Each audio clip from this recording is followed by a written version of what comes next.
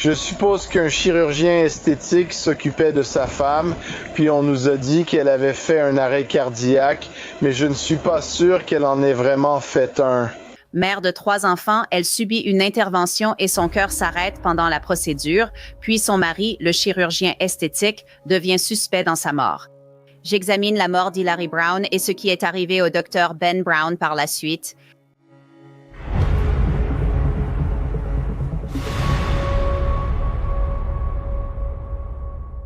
Bienvenue dans Crime Fix, je suis Angenette Levy. Il n'est vraiment pas rare d'entendre parler de femmes qui vont chez un chirurgien esthétique pour un peu de botox, peut-être une petite retouche ou même un lifting. C'est un gros business, surtout en Floride, mais on parle rarement d'une femme mourant pendant une intervention selon les procureurs de Gulf Breeze, Floride. C'est ce qui est arrivé à Hillary Ellington Brown, mère de 33 ans et 3 enfants. Et si la mort de Hillary Brown n'était pas déjà assez choquante et triste, c'est son propre mari, le docteur Ben Brown, qui était en train de l'opérer lorsqu'elle a commencé à convulser. Cette tragédie a débuté le 21 novembre 2023 quand le Dr Brown et son équipe de Restore Plastic Surgery à Gulf Breeze opéraient Hillary, qui a alors semblé faire une crise. Hillary y travaillait. Un employé a appelé le 911. Police, pompiers, ambulance. J'ai une urgence. D'accord. De qui avez-vous besoin? Police, pompiers, ambulance, ambulance. Nous avons un patient instable. D'accord. Donnez-moi l'adresse. Bonjour, madame. Quelle est votre adresse? D'accord. Vous êtes avec lui maintenant? Oui, d'accord. Nous avons de l'aide en route. Que s'est-il exactement passé? Elle subissait une opération dans un cabinet de chirurgie esthétique. Instable, elle a eu une crise. D'accord. Et quel type d'intervention subissait-elle? Pourquoi faire? Et il y en a plusieurs. D'accord. Pouvez-vous me dire lesquels c'était? Abdominoplastie, transfert de graisse, différentes choses. Je ne les connais pas par cœur en ce moment. D'accord, ma chérie, nous avons de l'aide en route, ils arrivent, les secours d'urgence. D'accord. Si tu peux juste t'assurer qu'ils ont le défibrillateur automatique externe attaché au patient et qu'il soit prêt à être utilisé aussi. Dis-leur de poursuivre les compressions thoraciques. Très bien. Si quelque chose change, rappelez-nous pour qu'on puisse vous guider. Merci. Au revoir. Les images de la caméra corporelle nous en apprendront plus sur ce qui s'est passé. Mais Hillary aurait subi diverses interventions pour transférer de la graisse d'une zone à une autre. Peu après ce premier appel au 911, un employé en passe un autre, désespéré d'obtenir de l'aide. Attendez, stop. Je veux parler à une seule personne. Quel numéro puis-je rappeler? S'il vous plaît. Écoutez, de l'aide arrive. Quel est votre nom? Quel âge a le patient? Il a 32 ans. D'accord. Est-ce qu'il respire? Non, nous sommes en train de faire une réanimation cardiopulmonaire en ce moment. D'accord, très bien. Et vous, vous êtes en train de faire... vous avez dit que vous faisiez la réanimation cardiopulmonaire. Nous faisons du bouche à bouche en ce moment. Oui. Monsieur, d'accord. Du personnel médical est-il présent? La docteure est présente, mais une ambulance est nécessaire pour le transport. Ils arrivent aussi vite qu'ils peuvent. D'accord. Continuez simplement la réanimation cardiaque. Je comprends qu'ils arrivent au plus vite, parfois avec la sirène. D'accord, très bien, ils arrivent aussi vite qu'ils peuvent. Continuez simplement la réanimation cardiopulmonaire jusqu'à l'arrivée des secours. Je vais rester au téléphone comme ça. En cas de changement, nous les informerons aussitôt. Alors, tenez-moi simplement au courant, continuez la réanimation cardiopulmonaire et dites-moi s'il y a le moindre changement. Subissait-il une intervention? Désolé, nous avons dit. Est-ce qu'il subissait une intervention ou quelque chose comme ça? Oui, elle avait une chirurgie esthétique. D'accord. C'était un homme ou une femme? Une femme, patiente. Correction, ça va être une femme, vous tous, et ils arrivent aussi vite qu'ils peuvent. Le service d'incendie LS, bien équipé, est proche, tout comme les secours, d'accord? Plusieurs fois lors de cet appel, on entend un homme crier en fond. Ouest 21. D'accord. Je sais que ça paraît long. Continuez comme ça, le massage cardiaque, d'accord? Oui, d'accord. Anybody find a stethoscope? Look all over in the office, on top of the shelf, and all over around that thing.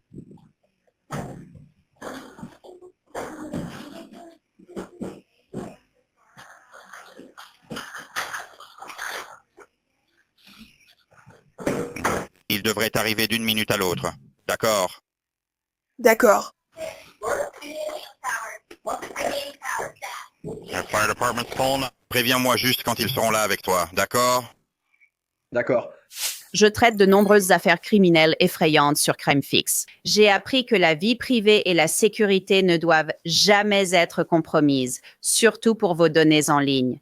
Vous seriez surprise de voir à quel point des infos comme votre nom, numéro ou adresse circulent librement sur Internet, prêtes à être trouvées et revendues par des courtiers en données.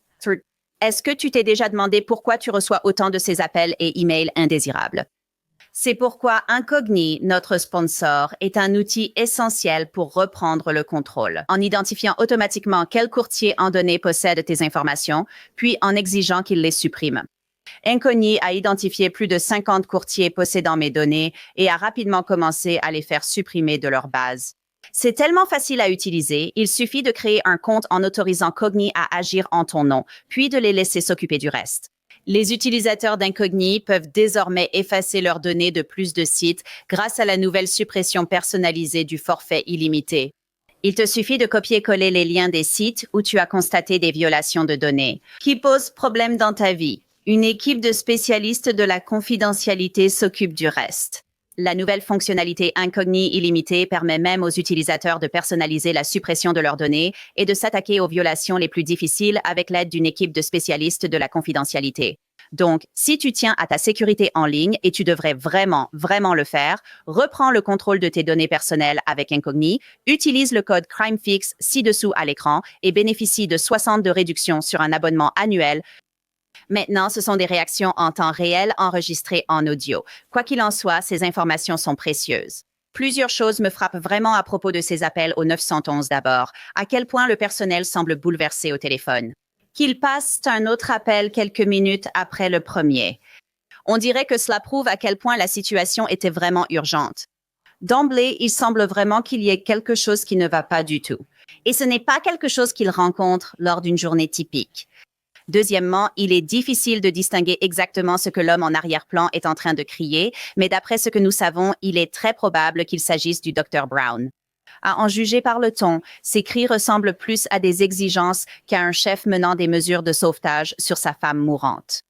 Une autre chose que j'ai remarquée, c'est l'infirmière, qui a mentionné plusieurs procédures différentes, ce qui semble vraiment compliqué et personnellement, cela me paraît vraiment risqué. Regardons les images de la caméra corporelle. A-t-elle dit. Donc elle a subi de nombreuses choses. Elle a eu plusieurs interventions sous ses yeux, sur son visage, ou quelque chose comme ça. Oui, ce n'est pas sa première expérience en matière de dictée. Faire ça, c'est ça qui fait peur. À leur arrivée à Restore Chirurgie Plastique, les adjoints du shérif de Santa Rosa pensaient faire face à une urgence médicale. Comme je te parlais à l'instant, on a refait un contrôle du rythme de la décharge et c'est là qu'on a eu quelque chose de fou.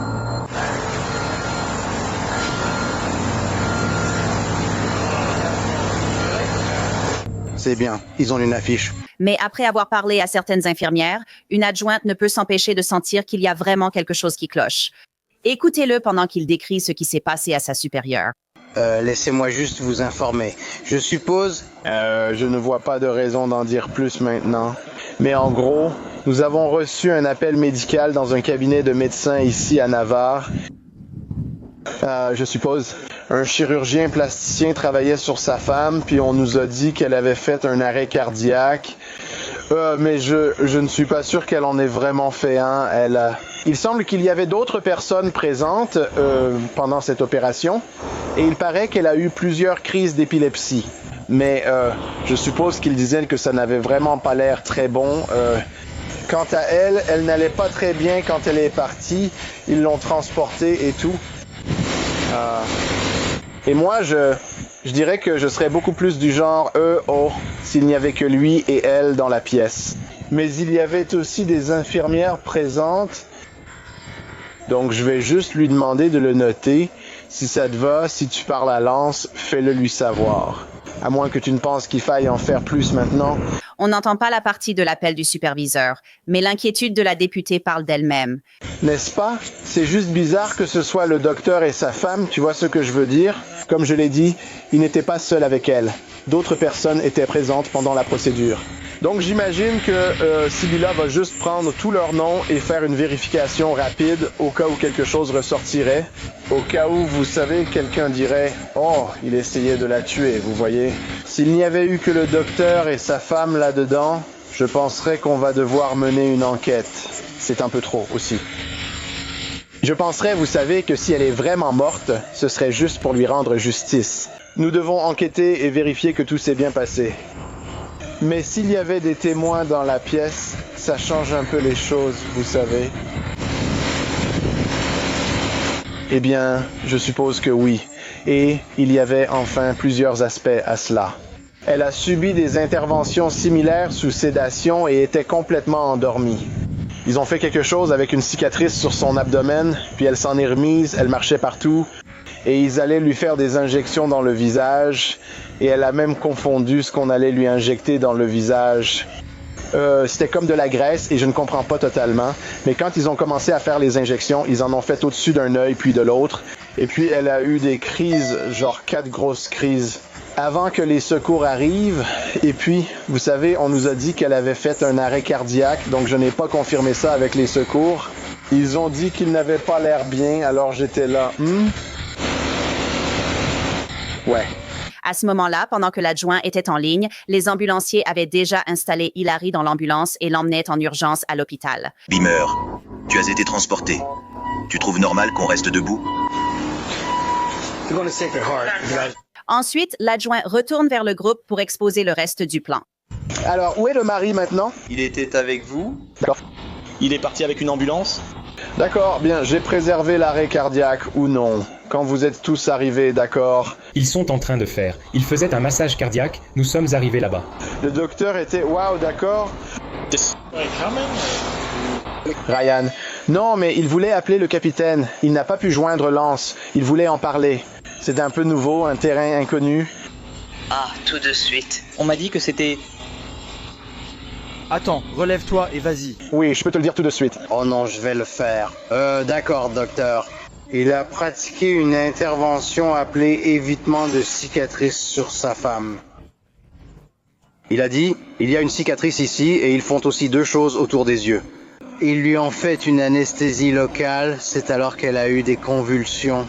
Elle a déjà fait ça plusieurs fois auparavant. Il ne pense pas qu'elle, vous savez, donc qu'elle voulait souffrir ou quelque chose comme ça. Comme je l'ai dit, c'est juste que... ils ont eu un battement de cœur, elle est revenue et ils allaient vers Sacred Heart. Allons-y, Theodore, juste Lansdowne et Duchy Washington. D'accord.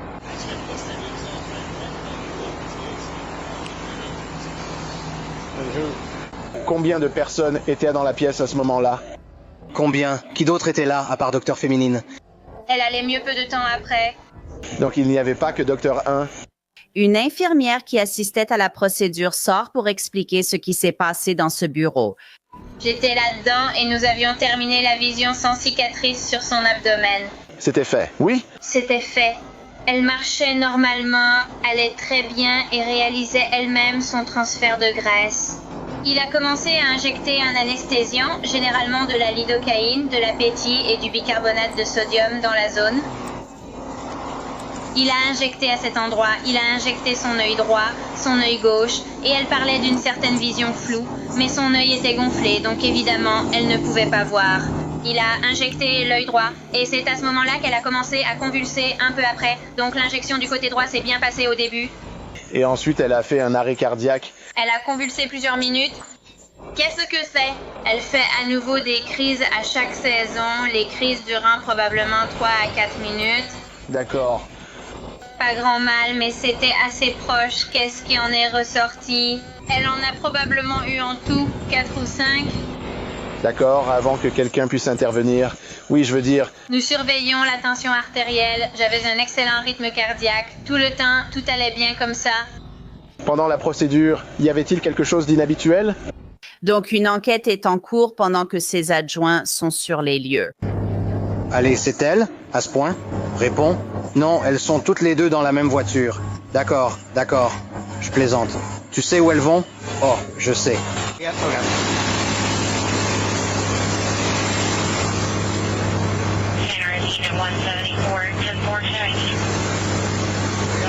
Dix? Moins 4, moins 1, moins 4, moins E2, moins 10, moins 4, moins 10. Devant tant de questions, la shérif adjointe rappelle non pour vérifier le protocole, mais pour s'assurer qu'ils prennent les bonnes décisions. Donc les services médicaux d'urgence ont assuré le transport. Et en gros, ma question était, dois-je traiter cela comme un homicide potentiel? Ou devrions-nous simplement, vous savez, faire un petit rapport d'information et le classer comme une procédure médicale accidentelle? Le capitaine, le comte et moi étions d'accord. Un simple rapport d'information suffit. Cela lui convient.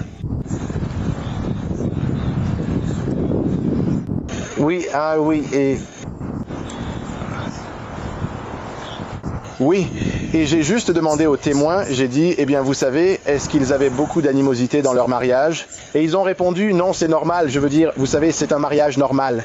J'ai dit, d'accord, et ils n'ont rien soupçonné du tout aujourd'hui, donc, mais au moins j'aurai sévi. Il va avancer, documenter et ajouter des photos, ainsi si elle meurt et que sa famille l'accuse, il aura des preuves. Nous avons une documentation prouvant qu'il n'y avait aucune indication de cela. Donc, oui.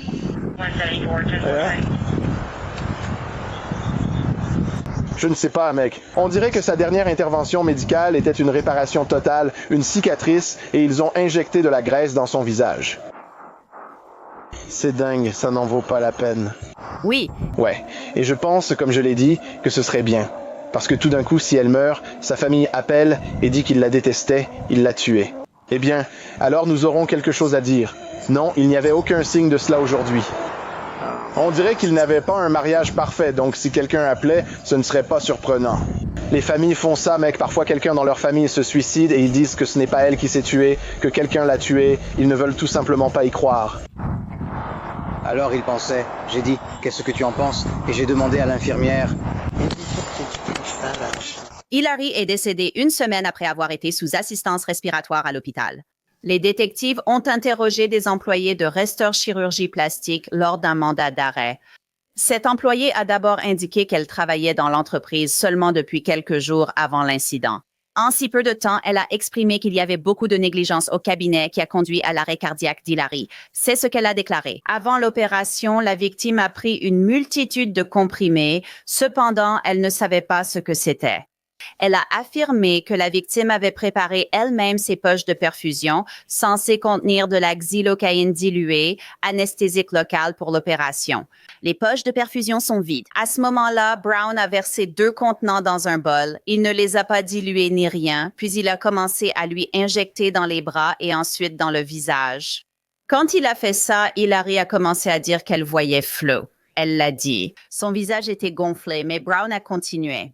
Elle a déclaré qu'elle pensait que c'était un signe qu'elle faisait une overdose et c'est à ce moment-là qu'elle a commencé à convulser. Les détectives ont écrit qu'un employé leur avait dit qu'Hilary Brown avait convulsé pendant 10 à 15 minutes avant que le 911 ne soit appelé et que Ben Brown voulait s'occuper d'Hilary lui-même. L'employé a aussi indiqué aux détectives qu'Hilary avait pris plusieurs médicaments, dont du Valium et de la gabapentine, dans l'heure précédant la procédure. En conclusion, tous les témoignages ont confirmé que lorsque la victime a présenté des signes de surdose, Brown a continué à injecter de la lidocaïne en quantité inconnue. Et il n'a pas arrêté avant que la victime ne fasse une crise et un arrêt cardiaque.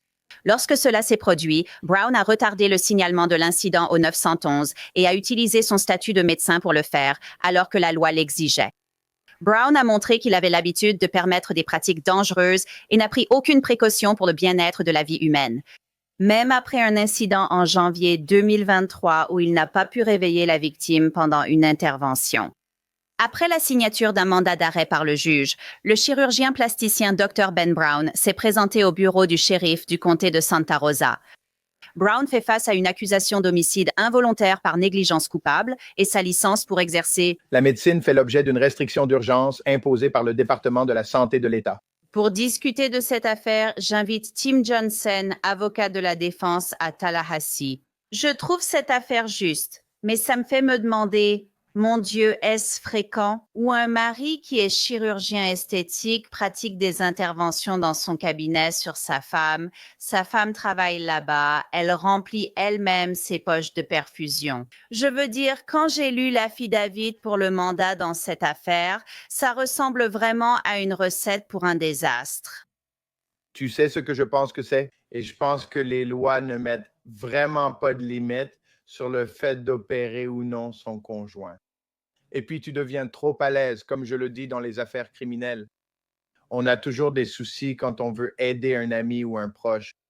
Eh bien, quand un médecin essaie d'opérer sa femme et décide, bon, je vais faire ceci, je vais faire cela, et la femme peut travailler là-bas, mais ne se rend pas compte des complications, et le mari pense simplement qu'il peut tout arranger.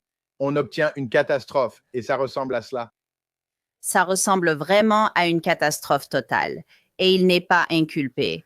Le docteur Ben Brown n'est pas inculpé pour, vous savez, un meurtre intentionnel. Il est inculpé d'homicide involontaire, donc il est accusé de négligence. Les choses que ses employés auraient prétendument dites aux enquêteurs. Ça semble vraiment être un bazar là-dedans. Ses employés disent, vous savez qu'il voulait appeler le 911 et il a dit, non, non, je vais m'en occuper. Je veux dire, apparemment, elle convulsait à un moment donné et non, enfin, ils essaient de l'aider. Les documents indiquent qu'aucun chariot d'urgence n'était présent alors qu'il aurait dû l'être. Je trouve cela incroyable. Et puis, vous savez, vous dites qu'il n'y a peut-être pas de loi concernant le fait de soigner sa femme ou de pratiquer une opération ou une intervention sur sa femme. Pour moi, d'un point de vue éthique, il devrait y avoir une séparation à ce niveau. On pourrait croire qu'il y en a une, j'en entends parler sans cesse. Quand un conjoint fait une opération ou rédige des ordonnances pour son partenaire et tout ça, il devrait y avoir des règles, mais il n'y en a pas.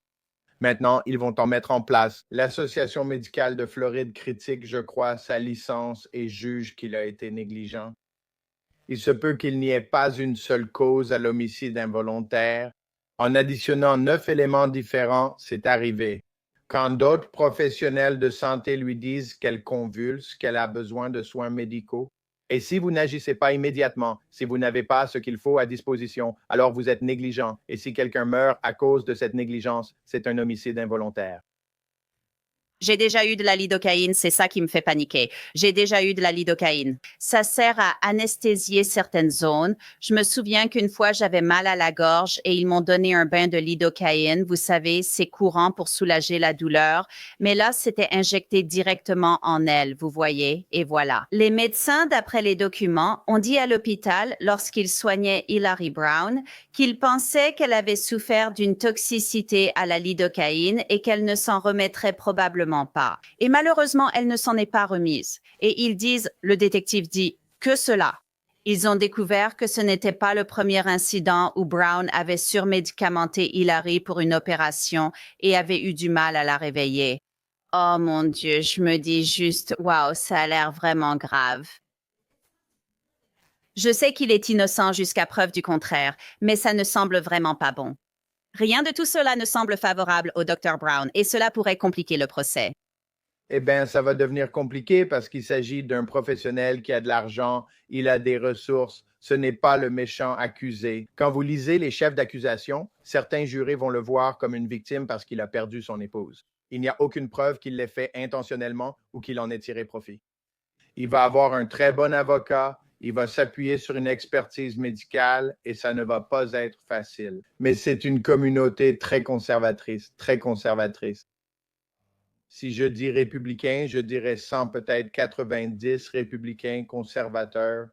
C'est sur les bases militaires, dans un autre fuseau horaire. Ce sont les derniers à voter. Tu sais, quand ils comptent les votes de la Floride, parfois ils annoncent les résultats de l'élection. Ils oublient que cette région est dans un autre fuseau horaire. Et j'ai plaidé des affaires là-bas, très conservateur. Ça pourrait bien jouer en sa faveur pour un professionnel médecin. Donc, eh bien. Pour moi, ça me paraît vraiment juste. Je veux dire, rien qu'en lisant tout ça, ça a l'air horrible. Même le Conseil médical de l'État a relevé de nombreux signaux d'alerte à son sujet, selon cette déclaration sous serment pour le mandat, tu sais. qu'il a continué à injecter de la lidocaïne dans le visage d'Hilary et qu'elle, je suppose, elle a perdu connaissance et a commencé à avoir une crise. Et tu sais, ça provoque des changements dans ton comportement, dans tes mouvements. On sait tous à quoi ils font référence en parlant de crise. Mais elle entre dans un état d'où elle ne va pas revenir. Et tu sais, le 911 n'a pas été appelé. Ça ne semble pas assez rapide et pour moi, c'est vraiment grave. Comme si un médecin avait une sorte de vision en tunnel, potentiellement, et ne reconnaissait pas la gravité de la situation. Tu dois, à un moment donné, mettre ton ego de côté et réaliser, mon Dieu, ma femme est en train de convulser. On doit régler ça. Il y a 3 professionnels, dont 2 ou 3 infirmières, qui l'aident et lui disent ce qu'elles observent. Elle dit qu'elle a des problèmes de vue. Avant qu'elle ne devienne non réactive, il n'y avait pas de chariot d'urgence là-dedans pour aider en cas d'urgence. Et il lui administre ses médicaments. J'aimerais voir tous les médicaments qu'on lui a injectés par le passé et à quelle fréquence elle en a reçu. Il lui a déjà fait des opérations auparavant et il l'a fait. Je suppose qu'il n'a même pas respecté les dosages selon le poids. Ces médicaments s'administrent en fonction du poids. Très souvent, ces médicaments t'assomment complètement. On dirait qu'il n'a rien fait de tout ça. Il l'a laissé remplir ça elle-même. Ensuite, il partait et elle aussi. Il allait, je suppose, vers l'évier et ne mélangeait même pas les médicaments avant. Il lui a injecté durant l'urgence et il aurait dû voir qu'elle avait un problème aux yeux, ce qui est fréquent chez eux. S'ils ont un problème aux yeux, c'est qu'il y a une certaine toxicité. Donc, les médecins urgentistes savaient tout de suite qu'elle n'allait pas s'en sortir. Ils ont vu dans son organisme et affirmé que ses organes ne récupéreraient pas, et elle n'a pas récupéré. Donc, quand c'est aussi évident dès les urgences, ça veut dire qu'elle avait été complètement surdosée. Oui, c'est vraiment une affaire triste et horrible. Et Hillary Brown, elle avait 3 enfants issus d'une autre relation et vous savez, sa famille est en deuil. C'est une affaire affreuse. Je voulais justement te parler d'une chose intéressante à propos de Tim. Ben Brown est accusé d'homicide involontaire et c'est un médecin. Il possède toujours cette formation et toutes ses compétences. La chirurgie plastique reste définitivement fermée. Mais son avocat, Mark O'Meara, que j'ai contacté pour obtenir un commentaire, demande qu'il soit autorisé à participer aux dépositions dans cette affaire. Est-ce courant? Mark O'Meara dit « C'est un médecin, il peut aider les avocats lors des dépositions. » En Floride, il procède ainsi. Chaque partie peut interroger les témoins de l'autre lors des dépositions. C'est un peu comme une démarche pour établir les faits. Donc, est-ce courant dans une procédure pénale que l'accusé soit présent lors de la déposition? Ce n'est pas courant, c'est très rare, et cela ne se produirait que si l'accusé possède une certaine expertise ou peut aider l'avocat à contre-interroger les témoins de l'État. Dans ce cas, vous allez voir, l'État va probablement faire venir le médecin légiste, ils auront d'autres médecins ou personnes qui seront témoins et il pourra apporter son aide. Un avocat ne connaît pas la médecine. Nous apprenons beaucoup d'expertise de nos clients ou des experts que nous engageons. Aucun expert n'est plus qualifié dans cette affaire qu'un homme présent, entraîné et ayant mené l'opération spéciale. Je pense que le tribunal l'autoriserait probablement si j'étais le procureur. Je demanderais au juge d'assister à la déposition pour la contrôler. Car si ces infirmières sont présentes et interrogées sous serment pendant l'utilisation. Les dépositions se font souvent dans une petite pièce où le médecin peut les surveiller, les déstabiliser et les rendre nerveuses. Mais si vous placez cela dans une salle d'audience complète avec un juge, alors il ne pourra plus avoir le contrôle sur ses témoins. Oui, elles pourraient aussi se sentir intimidées en étant assises là avec leur ancien patron. Très intimidées. Si le tribunal l'autorise à assister aux dépositions, cela devrait se faire. Ils peuvent faire venir un magistrat. Ces tribunaux ont des magistrats qui peuvent superviser cela. S'assurer qu'il n'y ait rien d'inapproprié, pas de harcèlement ni d'intimidation. C'est probablement le compromis pour lui permettre d'aider son avocat. Je pense que c'est juste. On verra si le procureur le demande.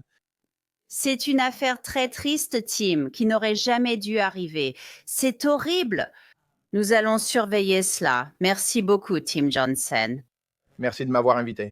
Où en est l'affaire? Ben Brown est libre sous caution de 50 000 $ en attente de son procès, après avoir plaidé non coupable d'homicide involontaire. J'ai contacté son avocat, mais je n'ai pas encore eu de réponse. C'est la fin de cet épisode de Crime Fix par Angenette Levy. Merci de votre écoute. À la prochaine.